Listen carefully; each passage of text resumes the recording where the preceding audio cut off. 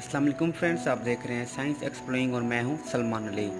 आज का हमारा टॉपिक है व्हाट इज़ एरिया 51। एरिया 51 क्या है? यूएस गवर्नमेंट की ये वो फैसिलिटी है जिसे अच्छे मकसद के लिए छुपा के रखा गया। यहाँ पर होने वाली हर रिसर्च टॉप सीक्रेट है और इसे बहुत कम लोग जानते हैं। यूएसए की गहराइयों में इंतहाई महफूज दीवारों के पीछे क्या चल रहा है।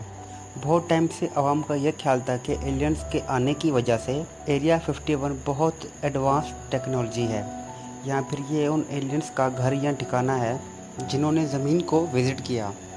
एरिया 51 गहराइयों से ज़मीन में छुपा हुआ एक शहर है जहां आम लोगों को जाने की इजाज़त नहीं, और ये जगह इस कदर ख़तरनाक है कि यूएस गवर्नमेंट ने 2013 तक सरकारी तौर पर इसको सील कर दिया, जब तक इसके बारे में CIA डॉक्यूमेंट सामने ना आए। हम सब इस खतरनाक इलाके को एरिया 51 के नाम से जानते हैं, लेकिन इसका सरकारी नाम होमी एयरपोर्ट है।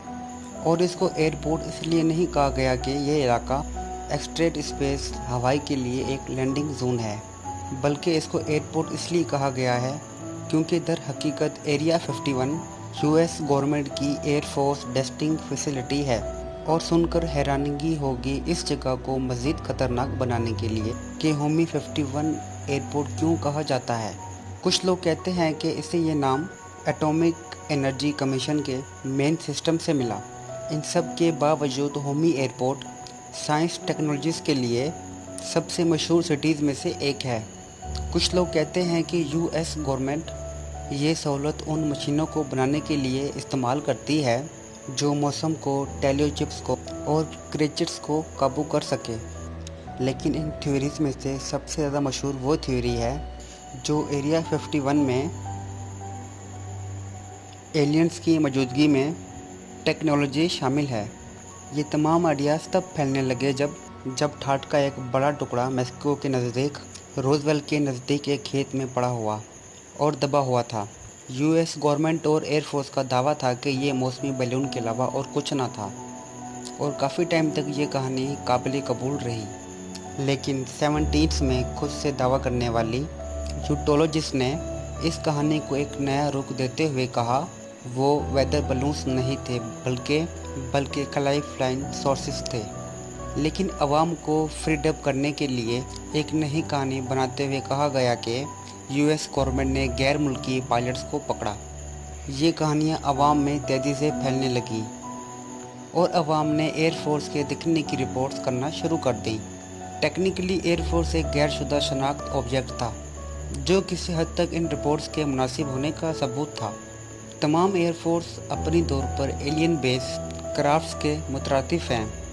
ये याद रखें, एरिया 51 एक टॉप डिस्ट्रिक्ट एयरफोर्स फैसिलिटी है और ये बहुत सी एयरक्राफ्ट्स जांच पड़ताल की डेवलपमेंट की जगह है जिनमें U-2 और ऑस्कॉट शामिल हैं। जो लोग एयरफोर्स दिखने की रिपोर्ट कर रहे थे, दरअसल उन्होंने एक्सपेरिमेंट एयरक्राफ्ट्स देखे जो कि कंटेस्टिंग फ्लाइट्स थी। 1915 में सिविलियन फ्लाइट्स 20,000 की बुलंदी तक फीट उड़ाए जाते थे, जबकि मिलिट्री फ्लाइट्स 20,000 से 40,000 फीट के दौरान। लेकिन रेमेटिन U-2 स्पेसक्राफ्ट 7,000 फीट की बुलंदी तक उड़ाया गया।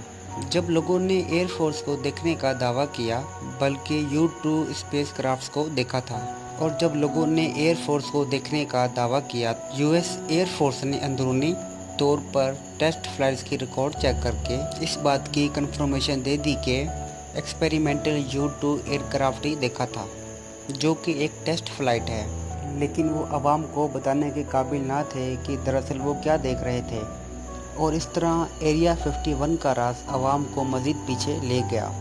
और इन सब के बावजूद ये सुनना मायूस हो सकता है, मायूस सच्चाई है, लेकिन आज तक ये कोई नहीं जान सका कि एरिया 51 दरअसल क्या है।